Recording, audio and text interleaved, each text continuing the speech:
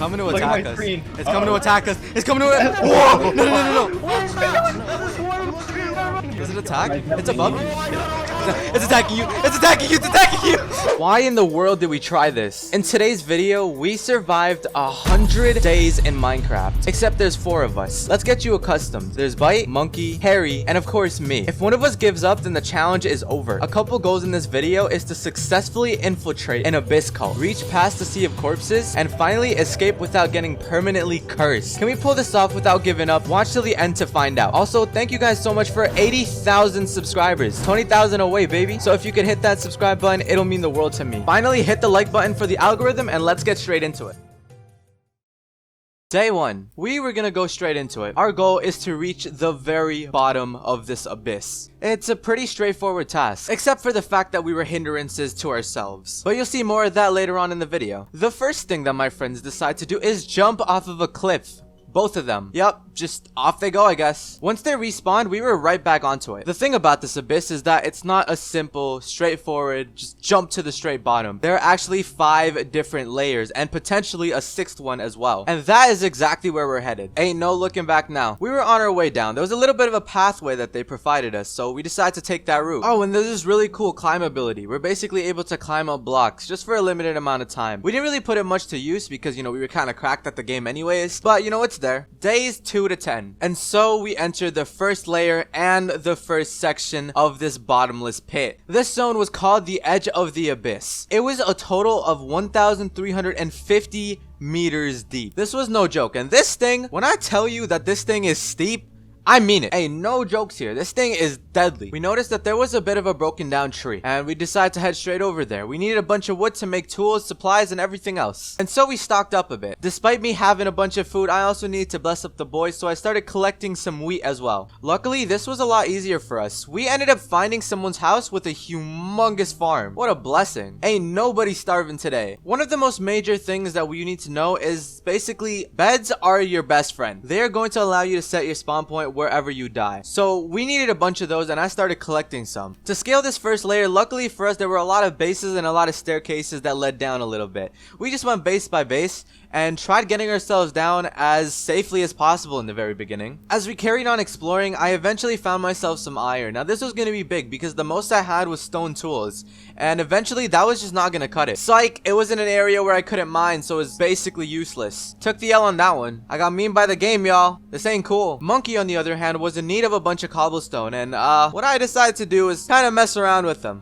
I didn't let him get much cobble, and I kind of took it for myself. Hey, it's all fair game, okay? Finders keepers. This is when some of the pathways downwards were not existent anymore, and we kind of had to scale downwards. This was a bit of a problem, but I decided to also test out the climbing feature. It went pretty smoothly before realizing that once I lose stamina, I get slowness. That's not good. After realizing that that strategy is basically pointless, we decided to start block clutching our way down. Slowly but surely. We didn't want to lose too much health, and if we died, we'd have to spawn all the way back at the top. Didn't want that happening. No sir. New section alert. We found another person's base. Now when I tell you that there's a massive amount of signs here, there's a massive amount of signs here. Is that even the terminology for it? I don't even know. But basically, let's just say that a bunch of people wanted to put their names on a sign and give a little bit of a message to the people that come by this place, which is us. We're the people coming down and never being able to come back up. Anywho, the important part is that we got a bunch of food, and trust me guys, we are going to need food to tackle some of the lower layers, because these layers are deadly without food. So we basically just started collecting a bunch of munchies. While we were all collecting wheat, Monkey almost fell into a gap within the farm. We checked it out, and that thing honestly could have killed him. While I was getting some work done and crafting up the bread that I needed to survive, these two decided to play some spleef on the other hand and almost killed each other. Like, bro, we're supposed to be working together on this. As if for those two to be at their throats wasn't bad enough, they decided to bring me along with it and almost spleefed me off. Like, bro, why? Why? What for? There's no need for this. Now, here's where things get a little interesting, because I read up on a sign that basically told me if I go down a path, I'll be able to go down faster. This didn't really make a lot of sense to me because the only way down would be from the sides, and this thing goes straight to the middle. I was thinking in the back of my head that it might take us to the other side of the gap, because that would make a lot more sense, so I decided to take my leap of faith. We arrived at a room with a single triangular bed, a hole in the floor, and it kind of looked like someone's base in the middle of the pit. This is very confusing because we did not know why it was there and how it would help us go down faster, because upon looking at the hole and inspecting it, it just went straight down. Bite managed to keep track of the direction and the place that I went to, but Monkey on the other hand didn't, and we had to help him get back to us. Once Monkey realized the pathway that we took, he was questioning everything. Like, man really said, why the heck and why in the world would you guys go into the center of a bottomless pit to get down faster? Like, bro, y'all got a death wish or something? All we told him was trust us, you know, we had a plan. So sort of. Once Monkey finally arrived, we decided to use him as our lab rat. We didn't know what this actually was, and we needed someone to go dive down. It was not gonna be me, and Bite wasn't having it either. Monkey, on the other hand, didn't even think twice about it. He just leaped. He's like, yeah, you know, I got my bed back there. No, he didn't. He didn't even right-click the bed. So when this man died, he went straight back to spawn, and we had to wait for him. This process took a while because not only did he have to come to the section in the layer that we were at, but he also needed to find the coordinates, and it happened that he was kind of on the opposite end, so he had to walk all the way around, which was pain, by the way. I decided to buy some McDonald's while I waited, and at last, Monkey had finally made it back to the place. He actually this time right-clicked the bed so his spawn point saved there, and he wanted to give it another go because he thought of a really good plan. And there he goes again, try 2. So the interesting thing about this method is it actually works. Monkey made it to the bottom and set his spawn point there, but the way it works is a little confusing. So basically, right, clutches like water buckets, boat, any sort of clutch, it does not work because it registers the amount of height that you jumped off from and deals you that damage. But with the mechanic of the bed saving your spawn point, if you right-click fast enough on your way down, your new spawn point will be that bed, and so that gives you instant access, and that gives you access to the next section. And on the first try, your boy made it. What did you expect? Come on now. And right when I arrived, Monkey started spleefing me, so I just booked it back to the mainland. Bite in this situation was actually AFK, so we decided to collect some resources while we waited for him. Days 11 to 20. After a little bit of a mining trip and me completely wasting a lot of the wood that I had to build as if I was playing Bed Wars, we decided to take another leap. It worked the first time, so it had to work the second time, right? Nope, I died. And Monkey died. I'm not sure why we did this, but we decided to spend a lot of time here because instead of going the normal way where we could just scale the side of, you know, the bottomless pit, we decided to use the bed method again on a bed that wasn't even meant as an elevator system. It was just a random bed that we found, and we're like, hey, I think we can make it. If we do, we can skip an entire layer. So let's give it a shot. Death after death after death after death after. You get the point. This was a pretty loop process, and even the other people on the server started questioning us. They're like, yo, you good? It was ridiculous, but eventually both me and Bite managed to do the bed jump. Monkey, on the other hand, was having a little bit of a hard time, so we had to build up a bit and create him a bit of a platform so he could right-click the bed a little easier since it was a bit higher. But at the end of the day, all three of us managed to do the bed clutch, which was good. Afterwards, I found a sign that said this is the way down, so I decided to take a leap and basically broke my legs. But oh well, we just still decided to keep going. Me and Monkey decided to head down, slowly but surely, because we wanted to play it safe. Take the most minimal amount of damage, and that was basically the goal that we were trying to accomplish here. And then Bite jumps off of a cliff and dies because he tried water bucket clutching. Good job, Bite. You know, it's whatever, we'll just wait for him. He has a bed up there and he'll be here soon, right? I looked up and I saw that we were not alone. This is our first encounter with one of the creatures that lives in the abyss. It was colored blue and it was flying straight towards us. Now, if you guys didn't know, these things are exponentially stronger than normal Minecraft mobs, and we would probably be best to avoid them at all costs, but this was the first time encountering one, so we were just kind of looking at it. Luckily for us, we were actually out of its grasp until Monkey decided to further look into it, and it bit Monkey and he started screaming. It legit took out almost half of his health. He had to straight away start eating something to recover those hearts back, and we quickly went down into cover. Without a second's worth of thought, we quickly went into the next section. We were not gonna stay up there in that section with that bird thing trying to kill us. Shortly after we finally get to the next section, we start collecting some resources waiting for Bite. But Bite gets pushed off by one of these birds and ends up dying once again. Now he's all the way back up there and we gotta wait even longer. As you can see from here, birds weren't the only things that we needed to worry about. In this layer, there were still other things that could have gotten us, and I think the most terrifying of things was the split jaw. If we got caught by a split jaw, it would literally be over for us. Like, if that thing camped us, we'd have to disconnect and wait a while before hopping back on. On our adventures downwards, we found this other system that didn't actually require a bed. So the concept of it was very simple. There was a ladder, and in between the ladder, there were 2 to 3 blocks. So basically, the ladder would catch our fall, and we wouldn't get hurt. Well, sometimes it did hurt. I don't even know why, but honestly, it was a very good method on getting down. There weren't too many of these, and most of them were on the first section, so we wanted to utilize this as much as we could. But when I told the rest of them that I found an elevator, they did not believe me. They thought I was going crazy. Monkey legit wanted to bury me into a hole, as if the elevator wasn't right behind them. Like, come on now. As you can see here, we eventually convinced them that elevators do exist. Well, whatever elevator sort that is. But we started using it to get to the next layer. I think one of the biggest issues with going layer by layer is the fact that each and every layer, we have to find another bed to set our spawn. We didn't want to lose any of the ones that we already had in our inventories, and we wanted those as emergency beds. This layer was a little different than the last one. We couldn't find ourselves a bed anywhere near the top. So what we decided to do was continue going down the elevator.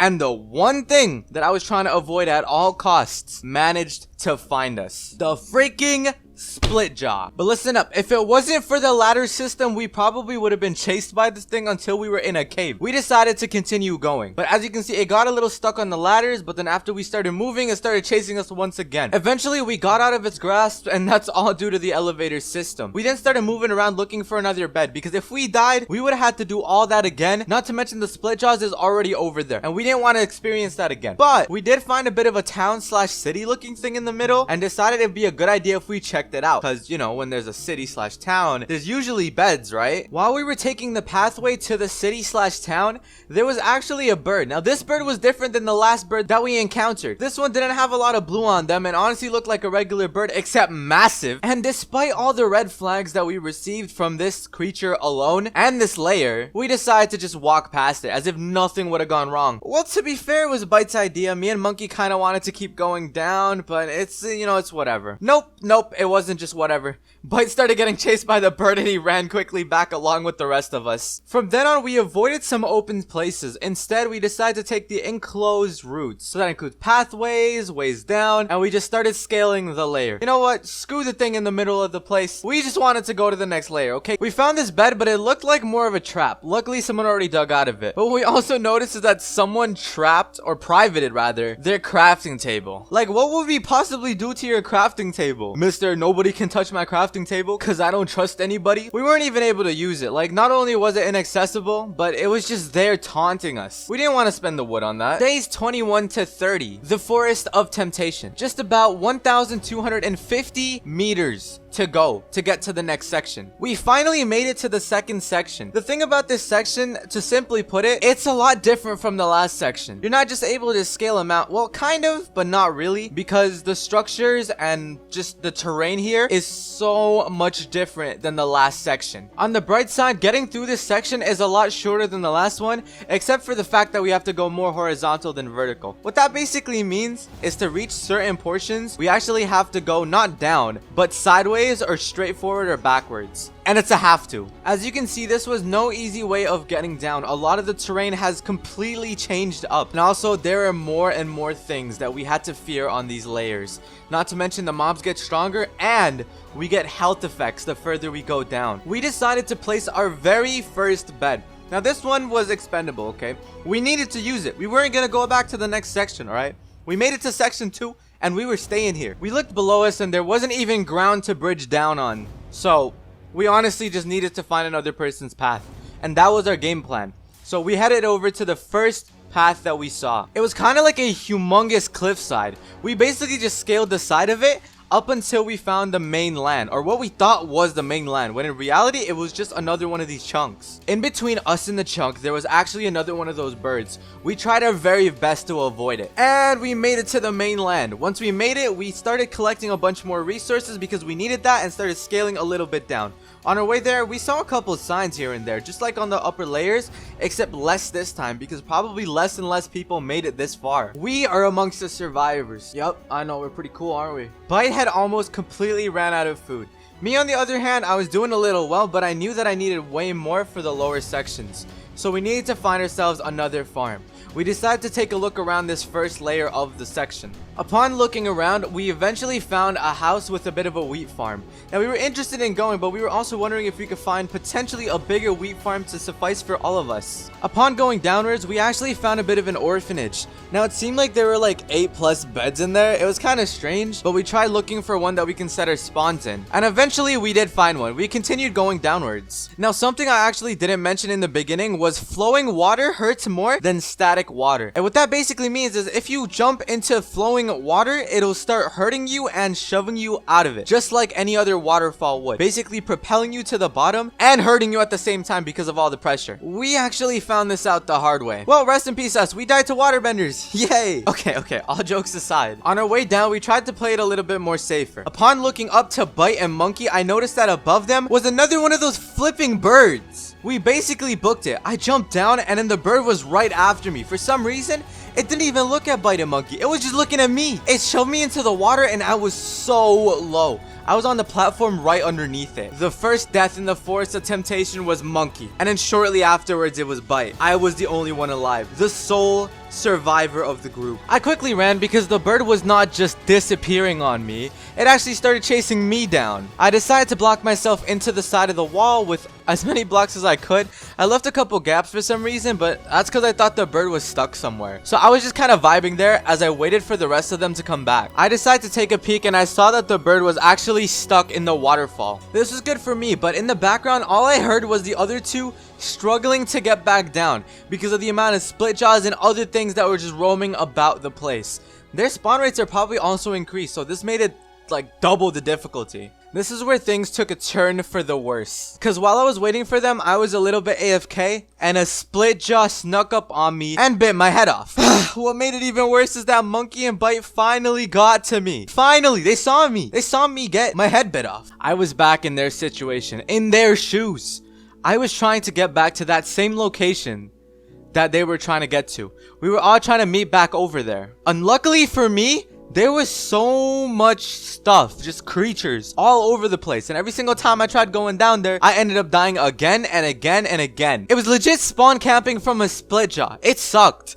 But luckily, for the other two, they managed to find a cave of safety where they hid. They also distracted one of the split jaws, so that made it a little bit easier for me to finally reunite with them. We also decided to start mining a little bit because we were lacking of iron, so that's exactly what we did. Unluckily, iron rates and iron spawn amounts were actually lowered. There was about like 1 to 2 pieces each vein, and it honestly made things so much harder. Eventually, we decided to leave the cave once and for all, and continue heading downwards. We were not only looking for a bed but also food because we were running out of that stuff pretty quickly. As we went down, we once again found another one of these houses. We decided to check it out, but there was a lot of claim stuff, so we decided to leave. But shortly afterwards, there was once again another bird that we had aggroed, so we decided to try our best to ignore it, but it wasn't going too well. Our strategy out of it was pretty solid though. Run for our lives. That was all we had. There's nothing else to it. And finally, we got past the first layer of the Forest of Temptation. So many more to go. Most of the beds that we came by were also claimed, which really sucked because we couldn't set our spawn points anywhere near. Our last spawn was still in that little orphanage area. So dying was not something on the agenda this time around. It didn't take too long before we finally found an accessible bed and I told the others about it. We also started running out of ways to actually get down, so we decided to start doing some risky maneuvers for some reason, but that was probably because we got a bed. You know, we were able to do these risky maneuvers and we were able to trial and error things until one thing worked. Well, to be fair, they all kind of worked, but it was just one is more efficient than the other, okay? We were just messing around. But as usual, this terrain is different from the last one, and the terrain, or at least its vertical terrain, just completely stopped and went into a halt. We had to go around and find another one of those bridges that led us onto different land that actually goes downwards. Again, mind you. So that's exactly what we did. Days 31 to 40. After a long walk, we eventually found a bit of a bridge that led to the side of the entire place. This legitimately led to the bottom, so this was a good sign. That means we can actually scale it. There was a bit of a pattern that we were noticing with these kind of areas. A lot of the middle areas are very, very short, and a lot of the sides are basically just the things that take it down, because at the end of of the day, it is just a gigantic abyss, and it's shaped like a circle, which means the sides, most of the time, have a way to get down. Eventually, we got into a new layer and found a cross which happened to be at one of the centers of the abyss. It was on this strange island, and it kind of looked cool, actually. This layer was a little different than the last layers, because this layer actually had bamboo on it. It was either something that naturally spawned or something that other people decided to plant there. Regardless of how it got there, it still looked pretty sick. Eventually, we also found one of the things that we really wanted, which was more food. I was at 29 bread. I ain't trying to starve here, okay? We got sections to get through. Come on, people. But yeah, we stacked up a bit. We got a bit more food. We eventually ended up on one of the layers, which was a little bit flatter than the rest of them.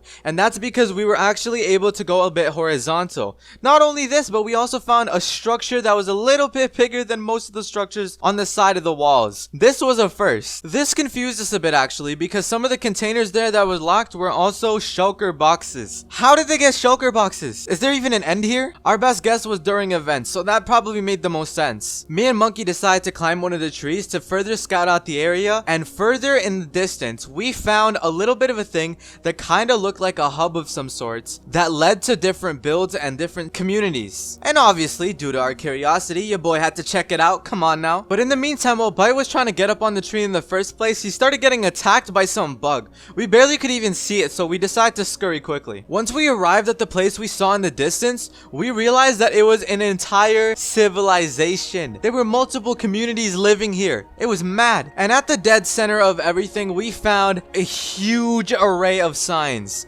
As usual with any place, there's obviously a lot of people that want to, write down their names so they'll be remembered. And this was one of those areas. Now you might be wondering, hey Adrian, why didn't you put down your name on the sign? Or Monkeys, or Bites, or anyone else that's playing with you? Well, cause we were aiming bigger, okay? We were aiming bigger than anybody else on the server. We wanted to get to the very bottom and then put our signs down there. And then put our names down there, alright? Not these whack signs. They're lame. So at this very moment, my friends decided to use this little bit of a tactic called climbing down vines on an empty void. I told them that it was gonna go wrong.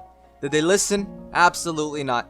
They just decided to go down the vines, and lo and behold, a bird decided to attack them mid-fall. So they were kind of screwed, I'm not gonna lie. And I stand above them, up there, in safety by the way, watching them fall into their demise and get attacked by birds. But on the way down that Monkey took, he actually witnessed something that he was super hyped to show me. So I'm like, okay, let's check out what it was, right? So I decided to give in and decided to go down the vines and check it out for myself. And on the way down, I saw an incredible build. Okay, when I just look at this, take a look at the clip. Yep, you guys saw that right. It was incredible. We almost made it. So without any wasted time, we decided to start rushing down. There was a bit of a staircase that Bite found, and we decided to take that down. Or so I thought I was gonna do, but instead I decided to take some vines down. Once we finally reached the bottom of the little chunk that we were on, we found out that there was a huge upside down forest. And that's what we were using to figure out how to get down. It was very confusing because there was no clear-cut way out. And we thought we had to go to some of the edges of the map, or just that section in general, just so we can get down and check out the builds. We were determined as heck to check out the build that we saw on our way down from the vines,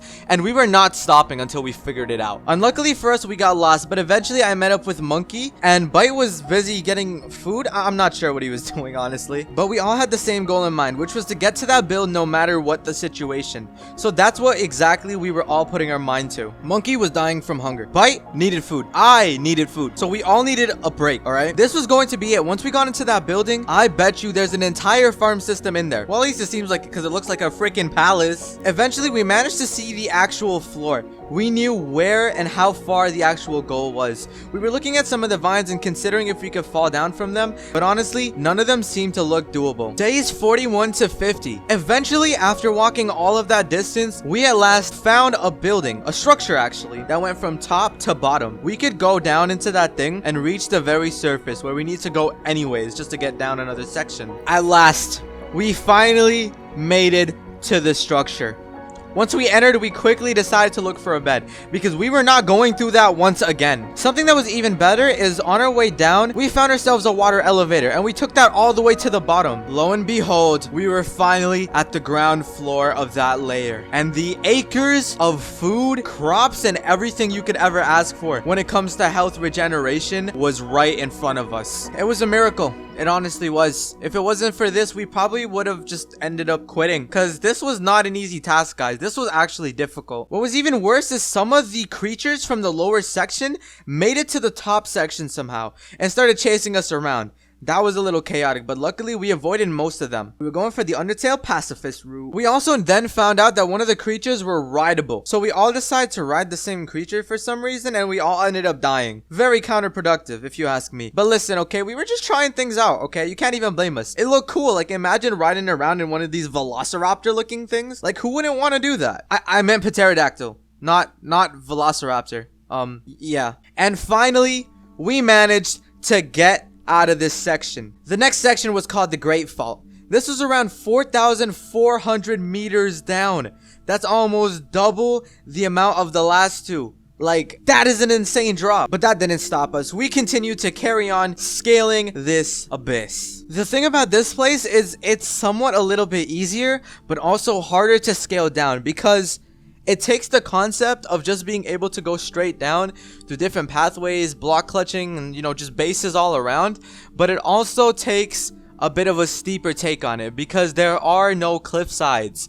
There are no pieces of land that we can just stand on besides the ones that are player built. So this place was dangerous, okay? If you fall, you're gonna fall until you suffocate in the air. Or fall on someone's base, that too. Another issue with this place is that there were actually no pieces or signs of life anywhere. At least the natural kind, because there were, in fact, a couple farms here and there, but there was no grass. There was no sign of trees. How are we gonna get wood? And there were honestly a lack of a lot of materials, but we were prepared for this, okay? We stacked up on food, alright? We were set. We kept pacing forwards. A few layers below, and we eventually reached this place, which was a bit of a cavern.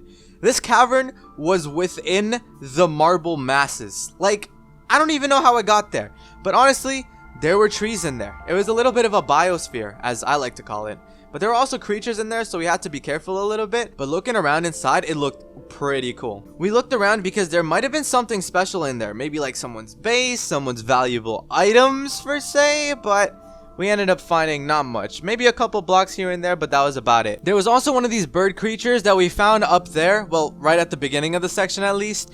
And they were just kind of roaming around. We tried our very best avoiding them because they did not look fun to mess with. Now, this is when we found something that would have helped us if we found out in the very beginning. And that's the fact that someone custom built an entire staircase that leads to the next bit, and we completely overlooked it because of the fact that we were fascinated over builds. Yeah, you know what? I'm not even surprised. You know, that basically sounds like us. We quickly went over to the staircase and started utilizing it. This made things twice as fast, but again, this was double the section size as the other sections, which was ridiculous. So even with this, it was still a pretty slow process. Also, remember the sign thing that people like doing at really crucial moments, or like positions within the abyss? Yeah, that there was a lot of these. There were actually quite a few of these all over the staircase. On our way down, we were just looking at all of the cool builds that we saw all over the place. Also, every bed we found, we tried right clicking because obviously we need to set a spawn point just in case we got jumped by something like a split jaw, you know? We didn't want that happening. Once again, further down into the layers, we found another thing that was underground. Now, this one looked a lot more sophisticated.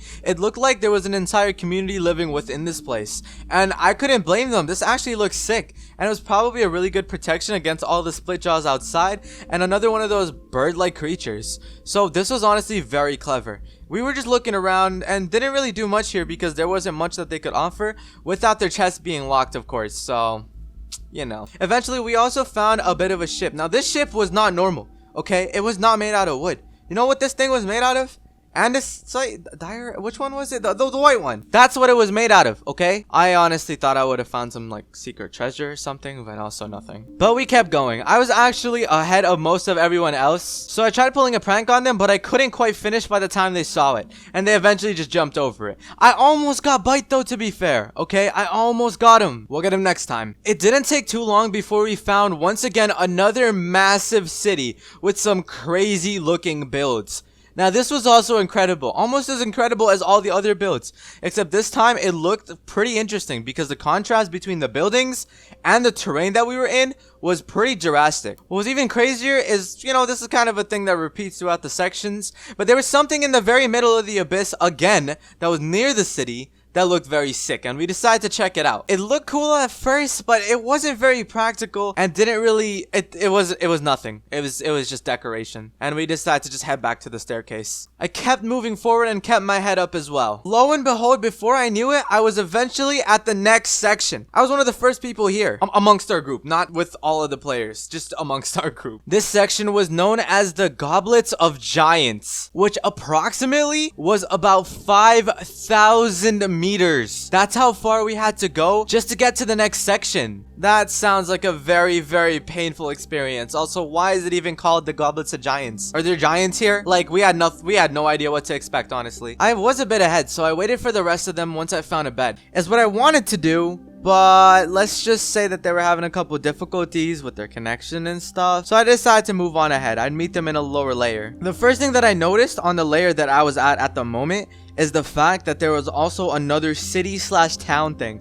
Now the thing about this is that the area was actually filled with these huge, gigantic, I guess you could call them flowers. What would you even call these things? It's these giant stems with a huge circle at the top that's filled with water. I don't know what to call these things. Let's just call them spas, okay? I hopped from one spa to the next spa, and honestly there were a couple of staircases around, a bunch of blocks in the water, and a bunch of pathways that I could have taken. Also, take a look at the ceiling of the area that I'm in. I don't even know what to think about it. Like, what is that? Today's 51 to 60. Eventually, we hit one of the towns that are a little bit lower than the one we initially were at. I tell you what this town is named, but I have no freaking idea. In that very town, there was also a public ender chest where I had a bunch of blocks. This would help me block clutch my way down on some of the parts. Not all of them, obviously. And it honestly didn't take too long before we continued heading further and further down below. To my surprise, there were also a bunch of areas that had a bunch of ladders and a bunch of beds just all over the place.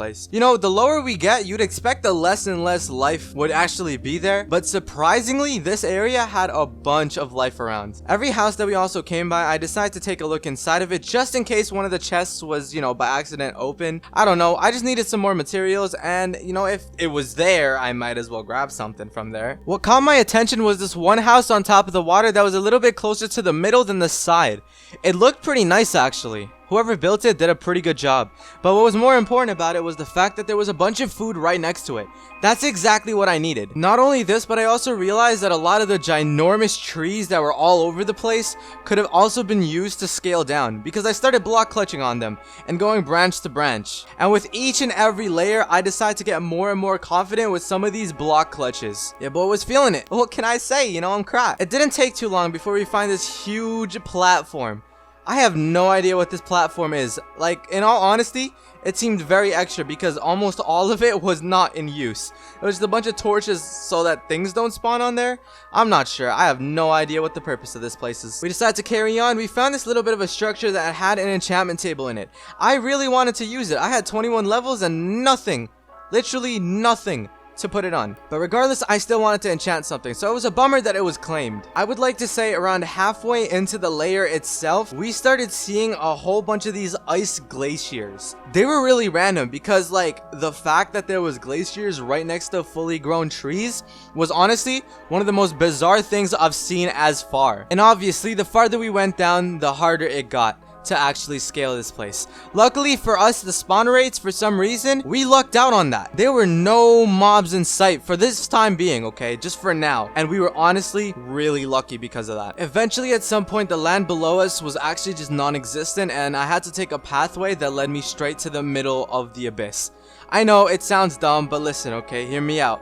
On the other side was the way down, so we needed to check it out. On the way there, though, I did find this strange looking structure. I didn't know how to explain it really. I honestly went to check it out, and I think it was a throne room, but on our way there we got attacked by a bird. But little did he know I had a shield and it had no match for me. Decimated. That's what happened to him. He got decimated. That's actually a pretty cool word. We kept going down the path and eventually found this place where we could use as a bit of a highway. And that's simply because it was set up in the way that SMP Nether highways are, where you use a boat and slide it across ice with gaps in between it. It was honestly very efficient, and it got us to some interesting places, like this lovely city, these buildings over here. Hey, look at that thing. That's pretty cool, right? Upon first entering the area, I fell off and had to do all that again. But we'll just skip over that just so you guys don't get bored. Days 61 to 65. This place honestly looked sick. It was, in comparison to all the builds I saw up there, this by far had to be one of the coolest things. Probably side by side as that one structure that we climbed down around like a section or two ago. It was a bit of a struggle getting down from one layer to the next with this bit because I did see a couple safer ways to get down, but I decided to take a bit of a riskier route and climb down the statue. Why did I do that? I don't know. But listen, okay, it was kind of fun, I'm not gonna lie. We kept going at it up until it worked, alright? It kind of started feeling like ReZero at some point. At the place we were at, I also noticed that there was a bit of a beacon. The beacon had a lot of iron, and let's just say your boy wasn't doing too well in the iron department. So we started looting it. By the way, after I was done with the recording, this is the reason why they banned me from the server for griefing. I'm sorry. This kept happening, and I didn't want to make the same trick back to this very location. So I decided to place down one of my limited beds, by the way, and place it over there. This way, even if I did die, I could just respawn back up here and try again. Alright, this was just to make things a little bit simpler. Once I did finally get to the next layer, I noticed that there was a little bit off with the entire section, honestly. The ice started taking over more than the ground itself, and the ice actually led us to the next town. There was a miniature town at the bottom of that huge town above us, and I wanted to check that out too, just in case there was some goodies like the last town had. There wasn't much, honestly, but we decided to pack our things and head further down. Finally, after scaling glacier after glacier after glacier, and just going across a bunch of really risky bridges and whatnot, we finally found something that looked kind of promising. So do you guys know what this thing is? Some of you guys might, some of you guys might not. So basically what it is called a blue vine. Now this thing is supposed to be a bit of an elevator down throughout each of these layers, which made this layer so much easier, or so we think. Nothing ever goes right when I say that. You know, for the first bit, it was actually pretty normal. We were just going down, we were just having fun, you know, just witnessing the area. But the problem with this situation is when we reach the next layer, the routes that was supposed to take us down all the way to the bottom were gone. Someone decided to break them and thought it was funny to do so. And so I was left falling aimlessly to my death. Good job, you know, to whoever did that. Amazing.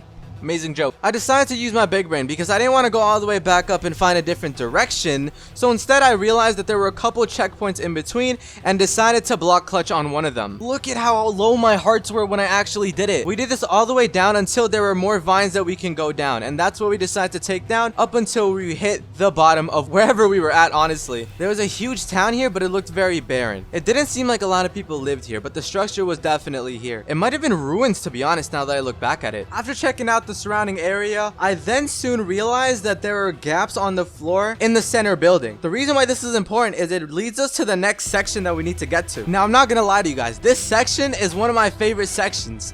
Why? It's because it just sounds cool, to be honest. So I did what any sane person would do. Jump into the abyss of water. Duh. There was a huge gap in the middle, and honestly, there was also a little bit of a system to get down, but I didn't really want to use that.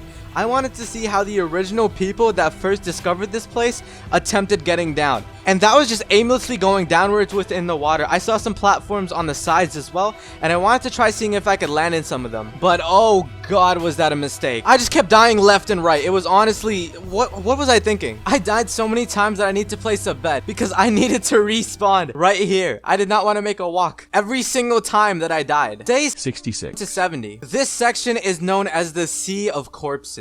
Estimated to around 1,000 meters, but let me tell you, the reason it's only 1,000 meters is because of how severe this place is. It's not fun, and honestly, it's one of the most devastating layers or sections that exists, besides obviously the sixth one. One of the main reasons of this is because of the simple fact that there's only certain locations on the map where you can actually progress through, alright? Most of it is just ocean, and it's not even a full ocean. They are chunks of water, as you can see here, while I'm walking across this bridge. I kid you not, I went acre to acre, literally all across the place. I tried following this path because they had to start somewhere, right? And they had to eventually lead to somewhere else. So I was really adamant on finding that exact place. But eventually, I just kept seeing another ocean after another ocean after another ocean right above our heads. It was one of the most weirdest sights, yo. Eventually, I finally found a way down. I decided to set my bed on one of the pathways just in case I decided to fall and completely lose all the progress that I've already made. Not only this, but I wanted to see what was below me. Was there more ocean? Was there land that I could bed clutch on? there was more ocean, but in between the ocean and where I was, you know, going to the bottom of the layer, there was a bunch of air, which meant fall damage. Great. One of the interesting things about this area is once I was finally done doing a bunch of trial and error, I eventually found myself on this little bit of a platform. Now this thing was weird, okay?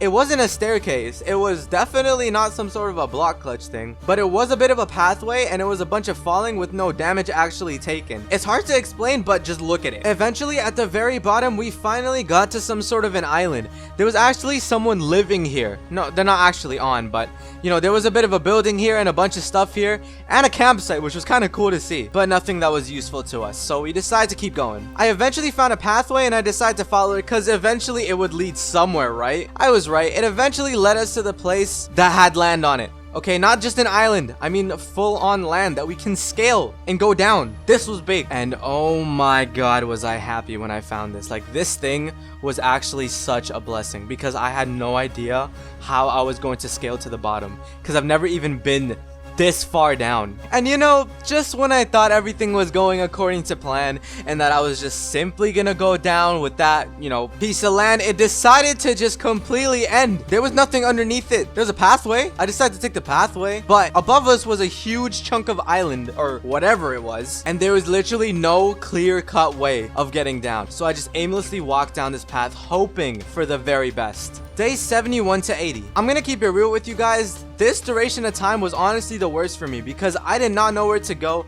My friends were still in the section above me, by the way, still trying to get themselves down. It was looking very hopeless. I decided on one of the platforms that I found on that bridge, I put down a bed and decided to drop down to see if I could maybe just potentially luck out and that there was something I could bed clutch on besides one measly path. Another one, by the way. There was nothing there. It was looking bad. And lo and behold, after all of the time wasted finding this thing, we finally found ourselves a staircase. Let's go. That's what I'm talking about. It obviously led to the path below it, but I did notice that there was some land nearby, and I was actually excited about that. After reaching there, what I was more excited about was the fact that there was a minecart system, which meant we could ride our way down into the lower levels. Hopefully, that's at least what I thought. And obviously, we created a minecart with the limited iron that we had just so we can ride a whip down this thing. I think this was a really good decision, you know. This was a really good investment if I do say so myself. You know, I'm quite the master of stonks. What the minecart led to was actually just like lower and lower levels, but what I did discover was that there was a snowy biome on this section. This was actually surprising to me because I did not expect there to be wood or any trees or any life forms around here, especially when the place is called Sea of Freaking Corpses. Like, what? All right, and I think I almost forgot to mention that every time we're actually on this section of the world, we get this strange effect that happens to our health. Remember the thing that I said in the very beginning? The further down we go, the harder the mobs get and the harder that it actually hits our internal organs and everything. Yeah, well, let's just say that this section is trying to kill us off. The scary part about this is that it just keeps getting worse. Like, it takes out half of my health just in general. But I found out that if we just stay in one zone and not move around too much, it actually doesn't affect us. So what I decided to do was actually live in this biome, waiting for the rest of them to catch up to me. I took this time to actually build myself a house. Now, this is where we basically just decided to build, and this is what the house looks like. After obviously a long freaking waiting period, they finally made it to the base. But the first person that came wasn't actually Monkey or Bite. It was my friend Harry. He joined us on this adventure a little while ago, but he was all the way at the top, so we kinda let him come down on his own. But on his way down, he actually made friends with one of my friends called Bagsy Boy. Kid's a bit of a menace, but we'll get to that later. After Harry got here, it didn't take too long for Bite to finally appear, but Monkey was nowhere to be seen. But the fact that 3/4 of us were already here, I decided to help Harry build one of his houses, and Bite built his own. Not to mention, we also started setting up wells for some reason. I don't even know. During this duration of time, I also decided to go mining a little bit, get myself some diamonds. Bite also wanted to do some mining. We collected a bunch of wood around the nearby area, but not too close or else it would have made it look kind of ugly. And Harry also started working on a farm for us. That way we can be self-sufficient around here. During this duration, we also got attacked by more of those bird things, and honestly, it was really annoying. We eventually had to kill them off, and that's exactly what we did. That and hidden houses, you know, it was kind of a mixture between the two. I am not going to be specifying identifying which one we did more of, but I think you guys can guess. Despite Monkey not being here, we were not gonna let that stop us, and we decided to carry on. We kept going down. Eventually, we find these really cool ice spikes that were kind of curved. It was a little bit strange, but it was still pretty sick nonetheless. At least on the bright side, instead of the lousy iron armor that I had before, now I have a diamond chestplate and diamond pants. Like, I mean, now this part was actually super fun for me at least. The primary thing that I did was ride the rails all the way to where it led, and the rest of them actually walked. So I was just chilling, you know, I was vibing in my whip. Eventually, we finally found ourselves at someone's base. Now this base looked absolutely sick. Like, look at this place. The water was just dropping down, and their base were on these little floating islands, which also looked freaking amazing. We decided to invade it because honestly, it looked very flourished. They looked like they had a lot of resources, and we were in need of some resources. One of the most important things that we found in this place was actually their enchantment table. I decided to start killing some of their animals, but I didn't kill them off to a point where they couldn't reproduce, so I kept 2 in each pen. But I needed the EXP just so I can enchant my diamond armor. This helped out so much later on because we didn't realize how important it actually was. But besides that, we honestly just took some food and just explored the rooms that they had because this base was really sick, so props to whoever made this. Days 81 to 99. Eventually, after we were all looted up from everything we needed from the place, I also decided to take some of their books because, I don't know, maybe I wanted to enchant something later on. And we could potentially make our own enchantment table so we don't need to keep bothering this place. To be fair, we decided to continue following the rails because that was kind of one of the only places that led us to these cool findings. So I was like, you know what, why not? They obviously lead somewhere, right? In the midst of this, we also managed to lose Harry. I don't know where he went. It was actually starting to feel a little weird, as if we were being watched or something. First Monkey disappeared and now Harry. I had no idea what was going on, but it wasn't gonna stop me from reaching the bottom, alright? If they get caught slacking, that's on them. That's not my fault. Now this railroad, right? It basically brought us into the water area, and it was honestly sick. Just look at this thing, right? We were going through this long, narrow tunnel, okay? We had no idea what to expect, but once we finally got there, it looked amazing. The floor that we were on was glowing. The ceiling was glowing. The surrounding areas were glowing, and even the builds that were built there were freaking glowing. It was nuts. And we honestly just rode the tracks all the way there.